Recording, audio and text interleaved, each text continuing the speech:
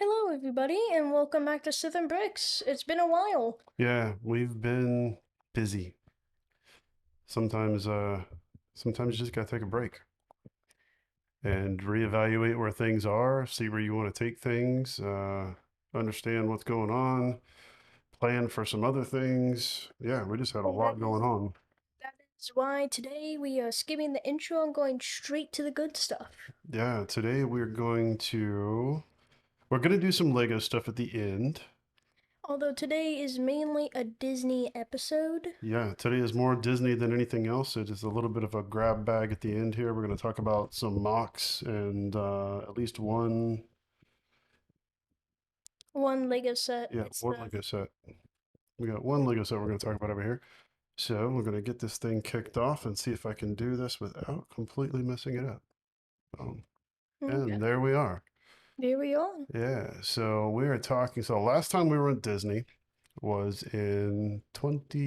2012. That is correct.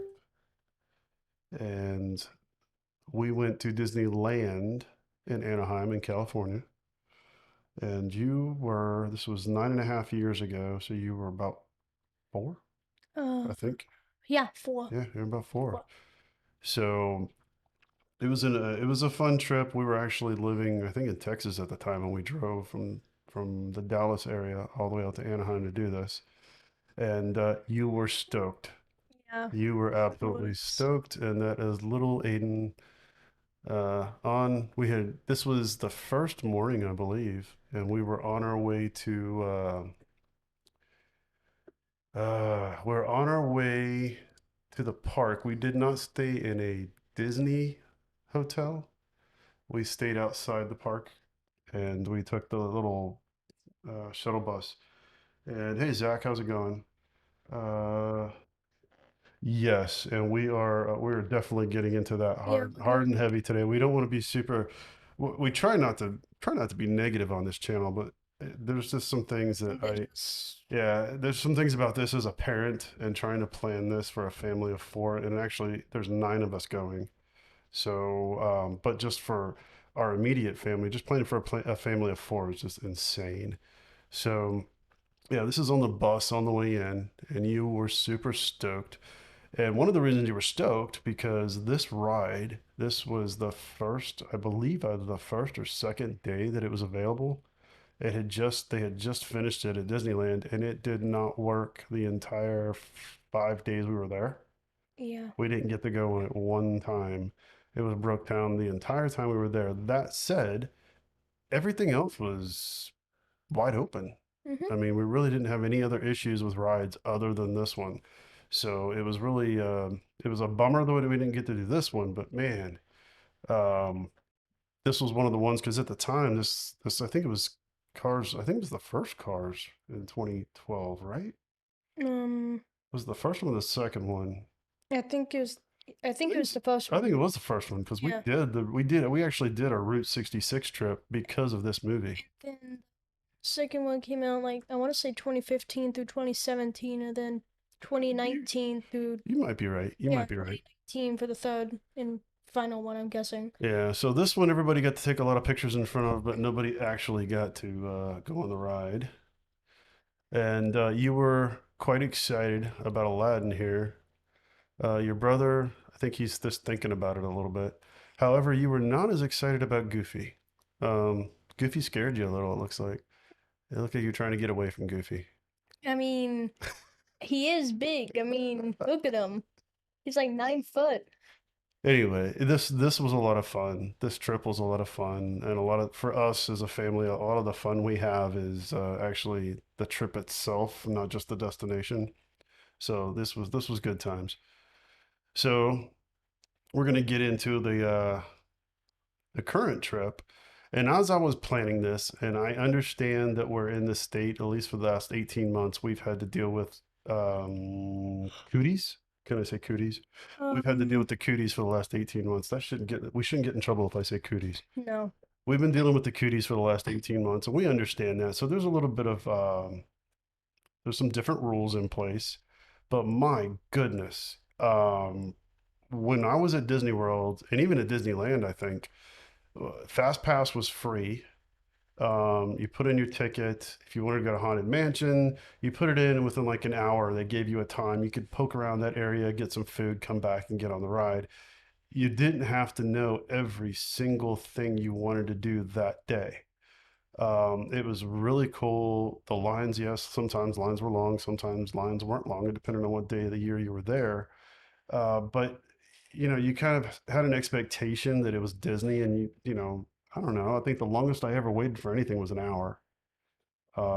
Because we typically didn't go like the first day something opened. I think this Cars thing was an exception. So, and I put this up here because this was talking about what Walt really thought of Disney when he created it. The idea of Disneyland is a simple one. It'd be a place for people to find happiness and knowledge. It would be a place for parents and children to share pleasant times and one another's company, a place for teachers and pupils to discover greater ways of understanding and education. Here, the older generation can recapture the nostalgia of days gone by, and the younger generation can savor the challenge of the future.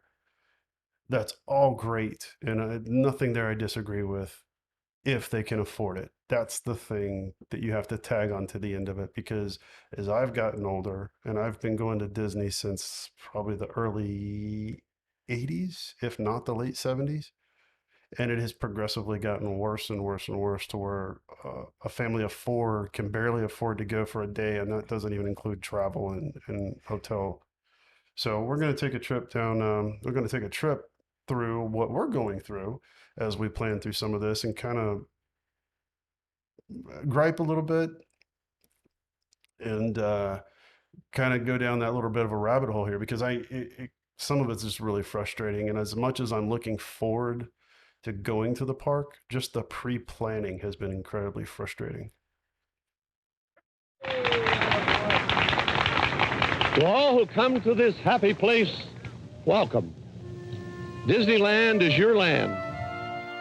Here age relives fond memories of the past, and here youth may savor the challenge and promise of the future.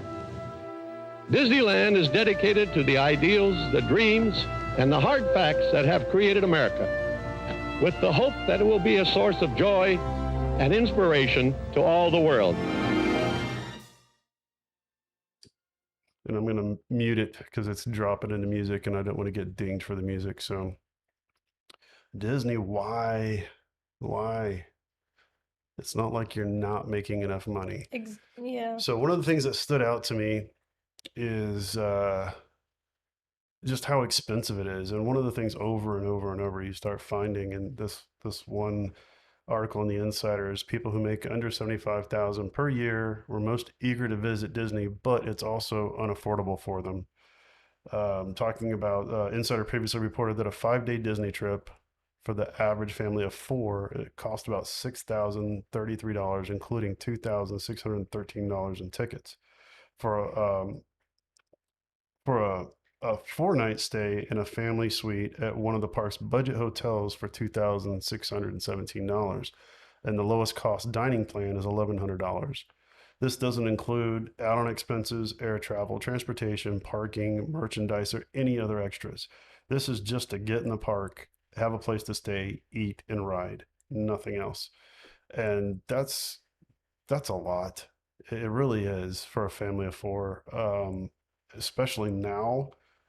And I guess what frustrates me the most is going through the cooties over the last 18 months that instead of trying to make it better for people, Disney's opted to raise the prices. And I know people out there are going to go, oh, well, they're not raising prices. The ticket prices are the same. They've raised prices. They've done it in a very slick way with this Genie Plus thing. And they've taken something away that was free and replaced it with something you have to pay for. And I'll show you that here in a second. Speaking of Genie Plus, so it's this new app within an app that you get on your phone. I think I have it on my phone. Yeah, it's a Disney World app. Yeah, it's the 50th anniversary. yeah, it's the Disney World app, and it is integrated into the Disney World app. So it's not so when you first launch the app, it asks you a bunch of different questions. What do you do? What do you want to do? And as you scroll through it, there's the most frustrating about this app, and I've been writing apps for 20 plus years, is this thing is as intuitive as a rock, or it just makes no sense. Like, as you flip through it on the very first page, it's set up like you were reading articles, but like each one of these is has some importance to it. The first one being my plans, and then you go the next one you see is like show times, virtual queues, Disney photo plat. But it's like you can scroll all the way down to the bottom, and you've got where was it? There's information down here, getting ready for your next trip, holiday shopping. But so you would tap into this and you end up in this weird, like, what do I do next mode? If you go into the settings and you go to my Genie day and you want to plan something for like when you get there, that's not possible. You have to do it the day you get there. And then from some of this stuff, and we'll get to this in a minute, you can literally only do it when the park opens at 9 a.m. You can't reserve it before then if you're not staying in the park. If you're staying in the park, you can reserve it at 7 a.m. Like if you're staying at a Disney hotel. But if you're not staying in a Disney hotel, you have to wait 2 hours after everyone else has already reserved it that's staying at the Disney hotels. So if you want first preference on some of these rides, that's what you have to do. And then if you don't, you have to wait in the queue. Now, what's the queue going to be like? I don't know. I know that there's been some of the YouTubers, the Disney YouTubers that have been out there, they're waiting in line for a very short period of time. And then there's been other ones that the line was 2 hours long. And I know that you've pulled this thing up and tried to look at the hours on some of these, and one of them was 180 minutes. Yeah, 2 days ago, the Rise of the Resistance ride was at 220 minutes, apparently. And Rise of the Resistance, I'm going to get to that here in a second too, because that's another thing that kind of irks me. So we went from Fast Pass, which was free for all the rides, to now they've got this Genie and Genie Plus program that they claim is personalized, made easy, and spontaneous. I would agree it can be personalized, made easy. I absolutely disagree with. This is as frustrating as it gets. You have to get up, get on your phone like you were trying to buy Lego at midnight when it first went on sale, and keep hitting the refresh button to see if you can get in some cases. And in some cases, I've had people go that couldn't get in. So you have to wait for the next available time slot. And once you've booked that one thing, you can't book again for 2 hours, right? Yeah, the next 120 minutes. Yeah, 120. It's like, what? So it's basically, as far as I'm concerned, and we've never been super negative on this channel. We try not to be. We make a concerted effort not to be. But this is just ridiculous, because this is a concerted effort just to grab. It's a money grab from people that in a lot of places, there's a lot of people that just can't afford this. So what you have on the screen right now is the Lightning Lane attractions at launch. So with Genie Plus, which costs $15 a day per person, you can schedule, and this infuriates me. You already have to, because of the cooties, this is what they're saying. You have to, when you buy your tickets, you have to book and make a reservation for the park you're going to go to, and you have to go to it on that day. Previously, you could buy a one park ticket for 4 days, and you could show up, you could go to Epcot on day one, go home that night or go to your hotel that night. Everybody have a chat. Did we get enough of Epcot? No, we didn't get enough of Epcot. Okay, we'll go back tomorrow. We'll use our one pass for tomorrow is Epcot. No, not anymore. You have to schedule all 4 days of all 4 tickets for every person in your party. Then, in addition to that scheduling, and this is what gets me about being flexible, being garbage, you have to not only schedule your day at the park, then you have to schedule every one of the rides if you want to, if you want, and again, if you want to get in the standby lane, you can. But most people were, at least back when we were going, would just get their ticket and go to the Fast Pass, because it was easy. It was convenient. We didn't have to schedule everything we did, and we didn't have to go through and make all these reservations. So for your $15 a day, You can go through the list at these different parks. The list on the top is what you get for your $15 a day. However, that does not include rides like the Seven Dwarfs Mine, Space Mountain, Frozen Ever After, Remy's Adventure, Rise of the Resistance. So essentially all the popular rides. Those you get the pleasure of paying even more for. So if you're not infuriated enough that you had to pay $130 per person to get into the park and then pay for your hotel and your food for a family of four, which is $200 a day on average, $200 to $250 is what I read. Now, to ride Rise of the Resistance, if you don't want to wait in the line, which, as you said, can be up to 100 and something minute wait or 2 hour wait, you you can pay, and I have yet to see anybody say it costs any less than this, but it says up to $15. Well, every time I've seen somebody on YouTube go to Rise of the Resistance, it was $15, which means for a family of four, you're going to pay $60 to ride one time. And that to me is just disgusting. I'm sorry. I think Disney's making a huge mistake. And I realize that the competition for this park isn't really that great. But right down the road at Universal, they're still using a very similar fast pass system to what they were doing before, and it works great. And I'd like to add one more thing. Not only that, but it seems like more recently anyway, Universal has actually started doing better at making the certain parks. Yeah, the Yeah, rides are making actually, yep, they're more interactive. That Harry Potter world, from what we've seen, we haven't actually been there, but everything we've seen online and everything that we've watched on YouTube, it looks way more interactive than the new Disney park or the new Star Wars land that they created. If you can't hit Rise of the Resistance and you don't go to Falcon. the There's Falcon, no reason to go. you're basically shopping.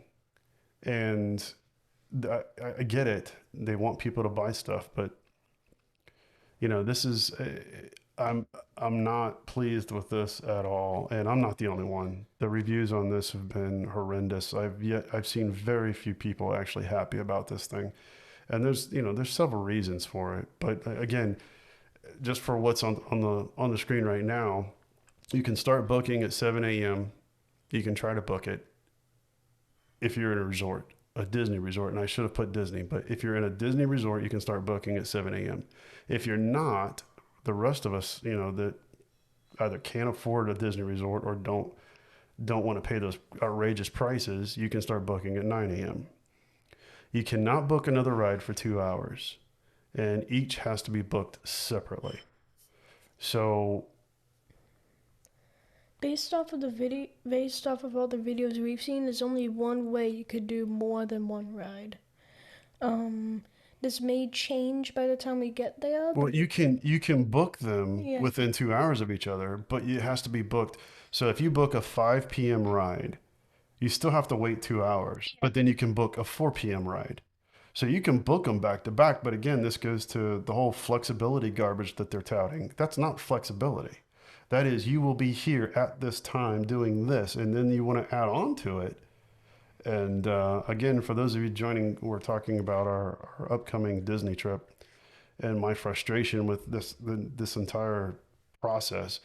So in addition to that, in order for you to do the lightsaber and for you to do the droid, not only is that also an additional price, which in those two cases I kind of get, but those had to be booked as well. So one's at 9 a.m., one's at 5 p.m.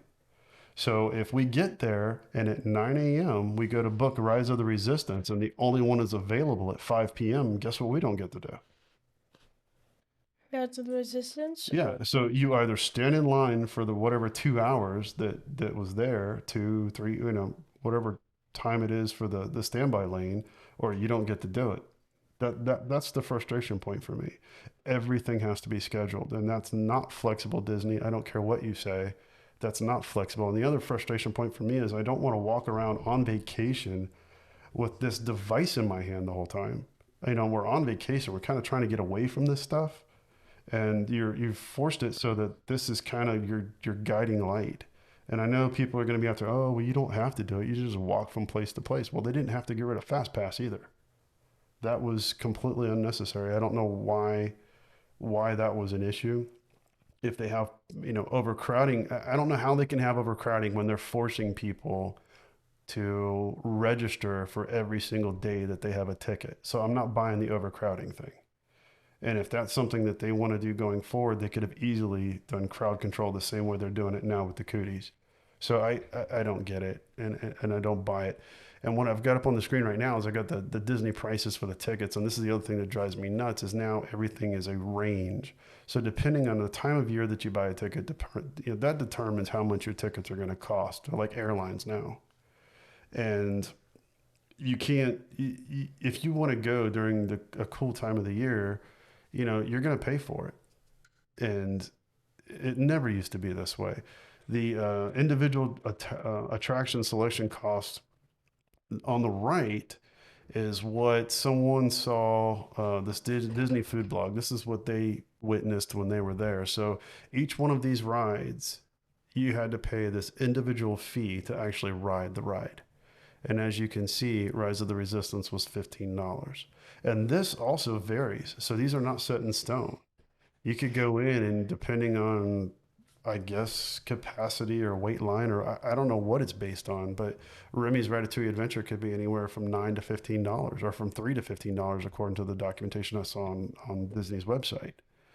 So everything here, it's just more and more money. So if you want to go and break this down, and you want to see what this is really doing, and they didn't raise the ticket prices. Well, before Genie, you had 4 days for 4 people at $2,944. Now, $736 a day. Now, afterwards, if you get Genie Plus, so that you don't have, because for those of you that have never been to Disney, it's huge. And I think what they say on average, it takes 30 minutes to get anywhere yeah. from one ride to the other. So you're wasting 30 minutes already going from ride to ride. And if it's super busy, it might even take longer than that. And if you got to go all the way across the park, forget it. It's going to take you 45 minutes, to an hour on a busy day, I think. So you've got all that time. So if you go to 5 rides at 30 minutes, that's 150 minutes. So you're almost at 2 hours and just walking of your day. So if you're there for 8 hours, and that's only 5 rides. Like two of your hours is gone. So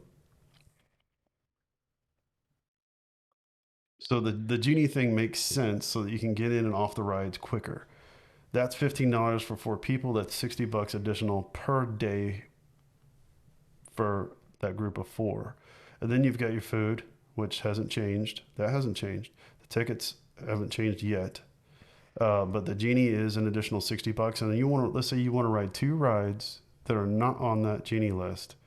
And we picked, I think, Runaway Railroad and Rise of the Resistance. So for 4 people, it's an additional $96, almost an additional $100. So it raises it up to $892 per day, which is an increase from before of $156.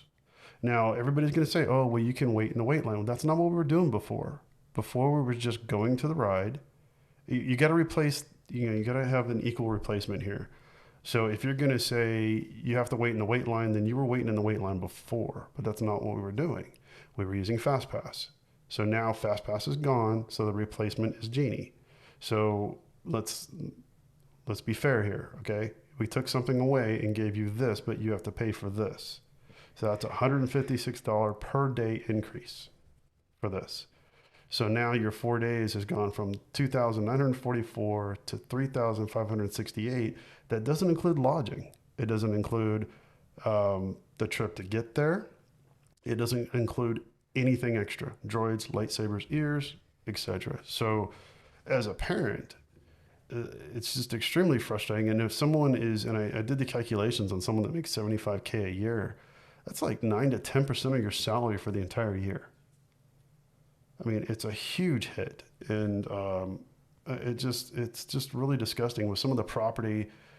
I'm just really unhappy with some of the way that Disney's handled some of the IP that they've gotten their hands on, and with the parks themselves, it really is not what I don't believe it's what Walt intended. I don't think he would be happy with the situation.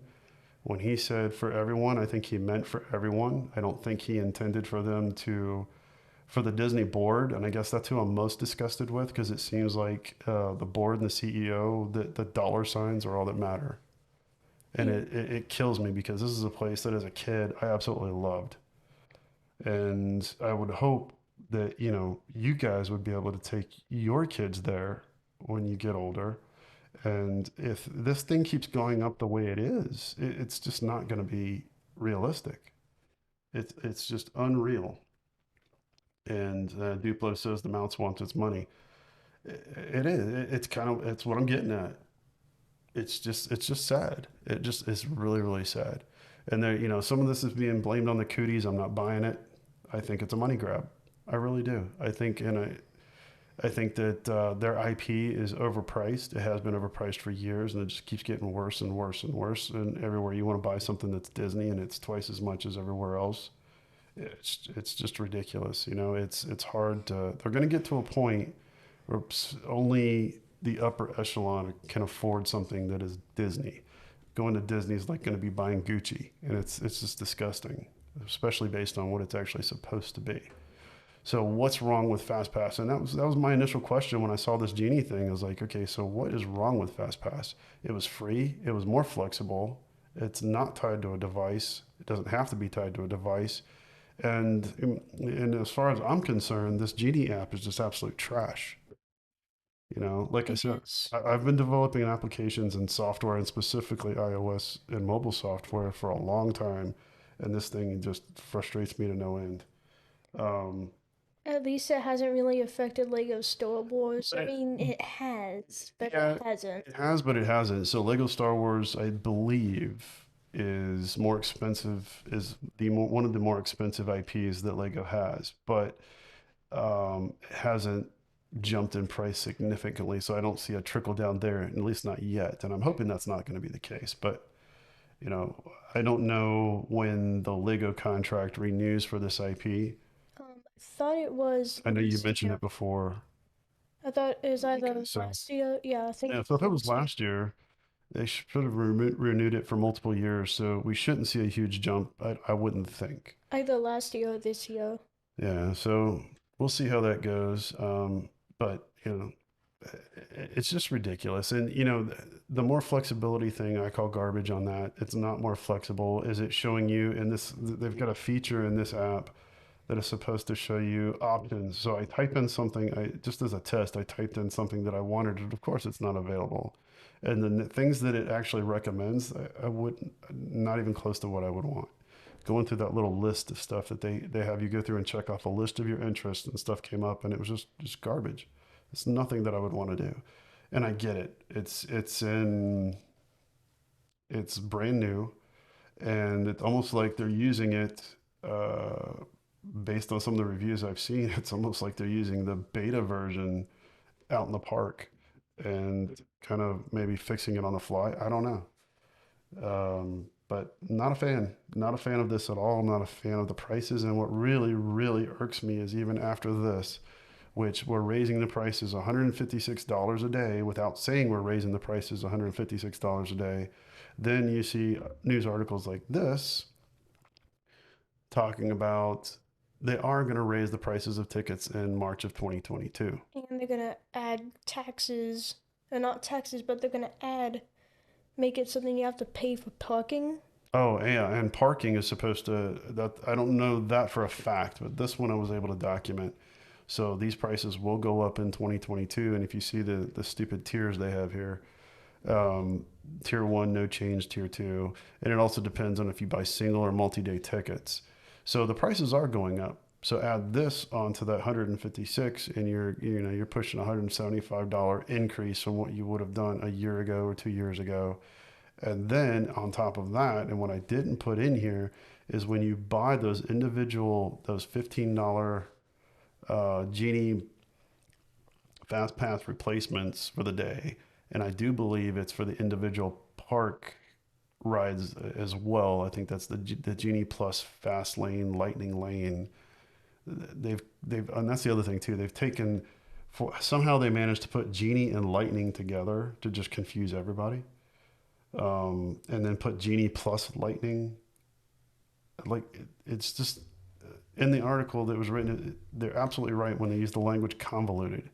It is an absolute convoluted mess. And trying to listen to somebody on YouTube explain how this actually works, and it takes them 20 minutes to explain it, that right there should tell you this is wrong. Anybody designing software should be able, when you pick this thing up, and that's why, um, what's it, WhatsApp and Snapchat and Instagram, and that's why all these apps worked so good out of the box with a very young audience, is because when they picked it up, they didn't have to go and dig through 20 pages of manuals to figure out how to use it. It was very good design, very good UI design, very good usability.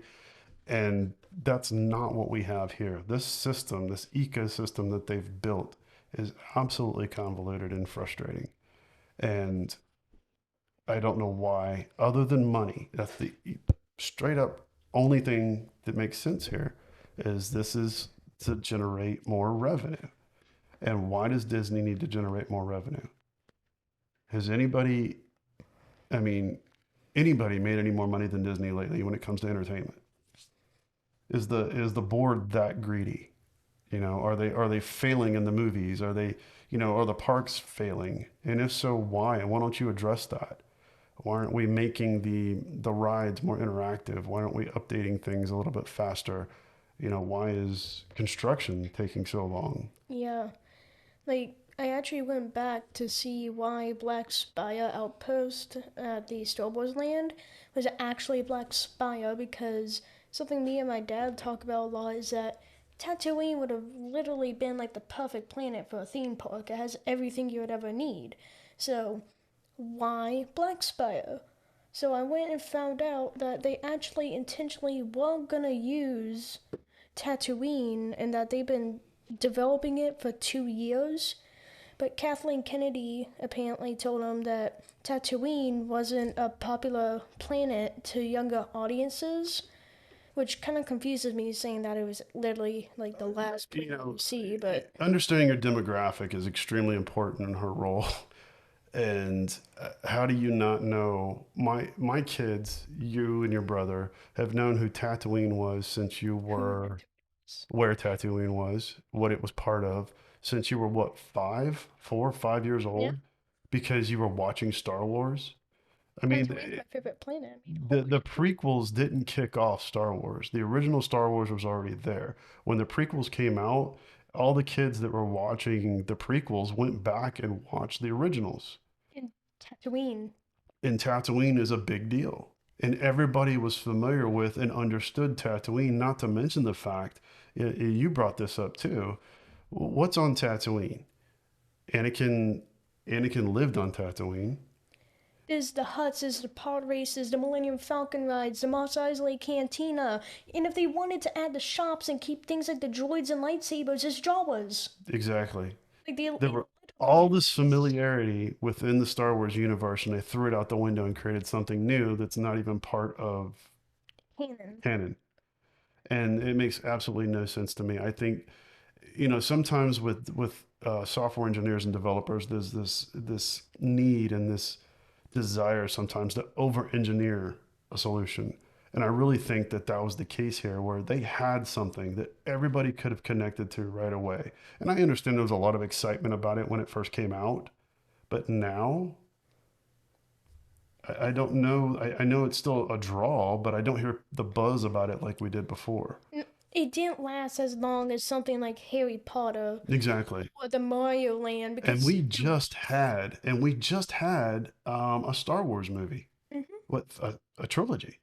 And the interest in it has waned, whereas Harry Potter ended how many years ago? Like, And people are still clamoring to go see Harry Potter stuff. So I don't know. Like I said, I think it was a situation of not just over engineering, but overthinking and trying to come up with something original that didn't need to be. So now we've got this land that doesn't really exist in the universe. And now we've got to make things fit into it. And I know now that Disney owns the IP, more than likely we're going to see this somewhere pop up. But it was unnecessary. Well, from a Star Wars fan perspective, all you had to do was throw something out there that we understood, that we already knew, that we would feel like we were part of something that was in the movies. That's why people go to these things. They don't go to these things to go see something that you just made up on the fly. We wanted to see things that were in the movies. I would have loved to have gone to Tatooine. I would have loved to have gone to Hoth or you name it. I mean, granted, the Millennium Falcon's there, great, but you could have. That's like going to Harry Potter Land, right? Today I am going to the Harry Potter Land But to see instead of Diagon Alley, you come up with your own thing and you. just throw Harry Potter into it. Yes, today we are going to go see London. I heard it's a really great place, so No, I'm no, just no, gonna no. go We're gonna Harry Potter we're just London. gonna throw Harry Potter into New Zealand, or we're gonna throw Harry Potter. I was actually filmed there, parts of it. I thought. Did I only We're gonna throw Harry Potter into. Oh no, wait a minute. That was Lord of the Rings. We're gonna throw Harry Potter into. I don't know. I thought there was like a couple Israel, states. Afghanistan, Germany, you name it, anything other than Diagon Alley or something that was actually in the movie, it's not Harry Potter. Even if you own the IP, it's not Harry Potter. It's something completely different. So anyway, that is my gripe of the day, and I know we've been gone for a while, and our first day back, we come and we kind of blow up Disney. But you got to understand, we like Disney. We really do. And I guess that's why we're so frustrated with this process because there was a freedom in Disney. There was a laid back feeling in Disney. There was a fun way of going from ride to ride without having to know what you were going to do next. You would get off of a ride and you go, okay, where are we going to go now? And we just kind of, you know, You just go with the flow. just go with the flow. And now it feels this feeling. It's like you have to rush to every single You would area. go to where you wanted to go. If I wanted to go to Space Mountain, I'd go to Space Mountain. I'd insert my ticket. I'd get my fast pass. I would do some stuff right around that area. Usually within an hour was when your fast pass was scheduled for. You'd go back in there. You'd do your thing. You go to your next ride. Now it's like every single thing you have to schedule. It feels very, very non-flexible. I'm sorry, Disney. I absolutely disagree with that. Um, and again, and also having to have my phone be my guide. I don't like that either. I don't want all of us, everybody in the family, with having to deal with their device the whole time we're on vacation. We're on vacation. And they say how it's so amazing how your phone will beep Yeah, every time you need to go somewhere, I but I don't wanna. want to be on Spider-Man web slingers and my phone goes off 5 times Yeah, because I'm not going to like the Disney like Magic Kingdom area or I something mean, like that. as an adult, I'm on this phone way too much. I mean, I this is what I do for a living, but uh, the last thing I want is you guys on vacation on the phone. When we go out and we go on vacation, we try to do stuff that doesn't require you to be on your device all day. And there's a reason for that. We're trying to, break free and untether for a little bit. But nope, nope, nope. Disney says, you know what? This is how we're gonna roll. So that is my soapbox for the day. Hey, Mark, what's up, man? You missed my gripe session. So Well, we got Mark and Duplo, and we also earlier we had had Zach, Zach. and so yeah. What I was getting at was we do like Disney. I miss the old Disney. I miss the way they used to do things, and I completely disagree with all of this money grab. Don't like it at all. So Well, I we, and we've got 21 days. it, I'm so looking forward. I am very much looking forward to this trip. If for nothing else, that we get to hang out with family, we get to hang out with each other, and we'll deal with whatever Disney has to throw at us. But we've been trying to do this for a couple of years now, and it finally worked out to where we could. So I'm grateful that we're able to do it because a lot of people flat out can't. And it's I really do appreciate that we do have the opportunity to do this, but at the same time, not happy with how this process of getting things set up and trying to organize it, especially when you're trying to deal with family in two different states and you're having to buy tickets, and it's just, and have to schedule everybody and get them all into the app, and yeah, don't like it at all. Not a fan. So moving on. Yeah, let's We'll, try to end this video on a yeah, we're positive gonna note. end this on a positive note. We're gonna jump into some actual Lego. So Aiden has been working on quite a few things over here. Let me switch over. Boom, there you go. So And this is big. I'm gonna let you walk through this. I'm not sure if I actually put this on Instagram yet, but Not yet. this is a Yavin 4 mock. Ignoring the two microfighters, you've seen these before, but it's just like a simple screen. Hey, put them back for a sec. Okay, I'm gonna put them back. It's like a simple Okay. room.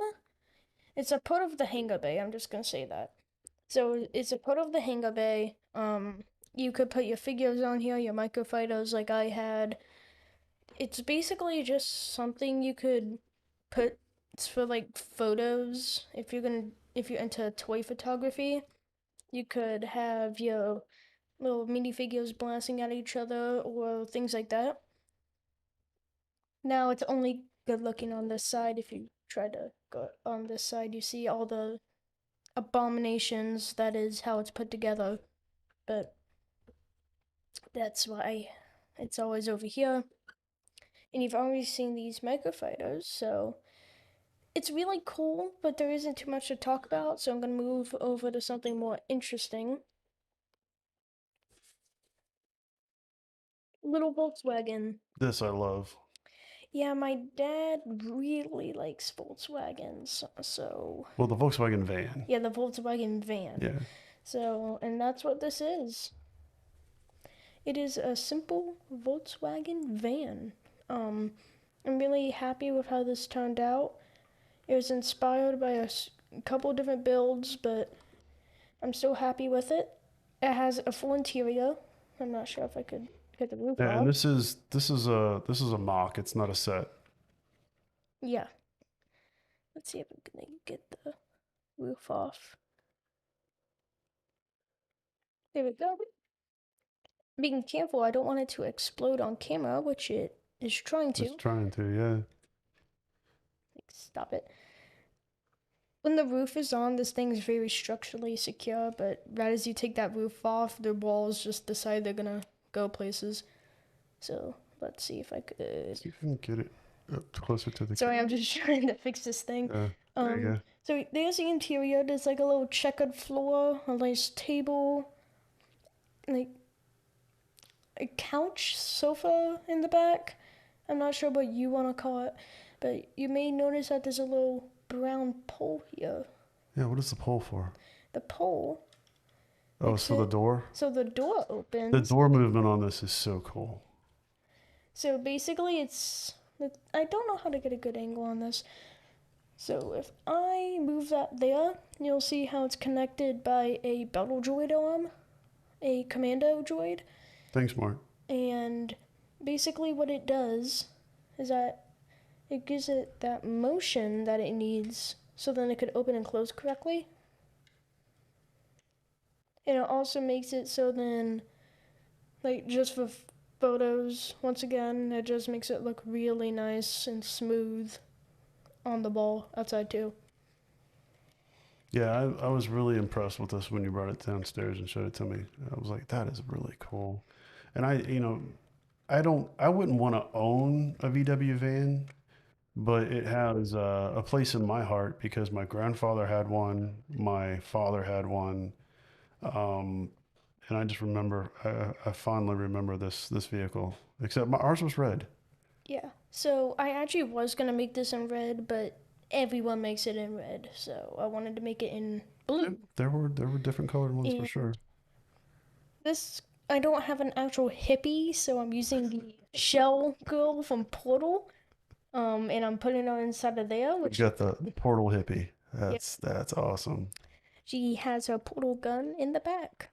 Very cool. And you put it in there, and just in case if you can't reach anything, I made it so then you could easily take off the windows. So if you, like, I don't know, if you lost like a minifigure weapon, or something in there, you could easily just take it out and then you could put it back in, just like so.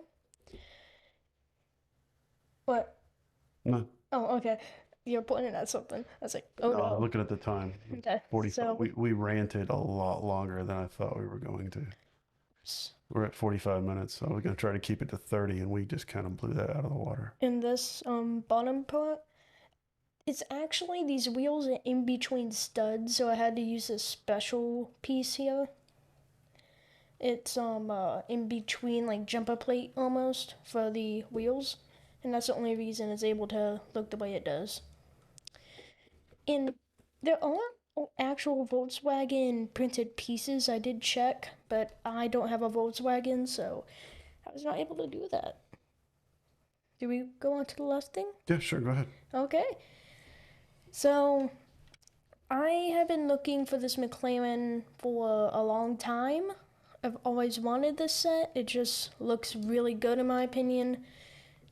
And I finally got it.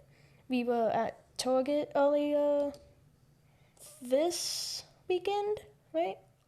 Yeah, this past weekend. Yeah, this past weekend, and they had a McLaren. And the They had McLaren one. Yeah, I had one. These McLarens, I'm not sure if that's only something here in South Carolina, but for some reason these things are really rare. You could never find them. So even at the Lego store, they had all of them except for the McLaren. But Target had one.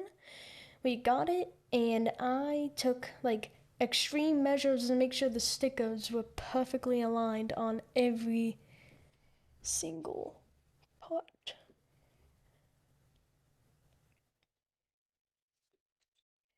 Yeah, it's I put that sticker on backwards. oops. Ignore everything I just said for the past 15 seconds. I put a sticker on backwards and now I'm sad, but the back of this thing though makes up for it. The back looks amazing. I was like, oh yeah, that looks so good. I look at the camera, I'm like, oh, look at that. Like, ah. You But get it. oh well. I really like the different build designs that are on here. I like how they made the doors, and the back is absolutely incredible with the exhaust and everything. Like, I absolutely love this set. Like, all the Speed Champion cars this year have been absolutely amazing, and I cannot wait for there to be more of these Speed Champion sets. And as you probably just saw, yes, there is the special wrench that comes in every single set. So if you get the complete collection, you might be able to sell all of these for like $100. Hey, isn't that Anakin's wrench? Yeah, the Anna wrench. Yeah, it's the Anakin wrench. I call it the Anna wrench. Ah, awesome. And it also does come with a hairpiece, but it's a sports vehicle and she's racing, so I thought the helmet looked more. Oh, they also have like an iPod printed piece on this set in the display area. There's like an iPod on there, which is pretty cool. Yeah, it is pretty cool. So that is all we have for today. Yeah. So we are going to say goodbye for now. We will be back, I believe, next week, and we'll be doing some kind of a build, I think. Maybe. Yeah, we're looking at some options. We still have stuff up on the shelf not built yet. Excuse me, I'm gonna be completely honest. We still have some stuff up there that needs work. So with that being said, we will leave you with this, and you have a wonderful week.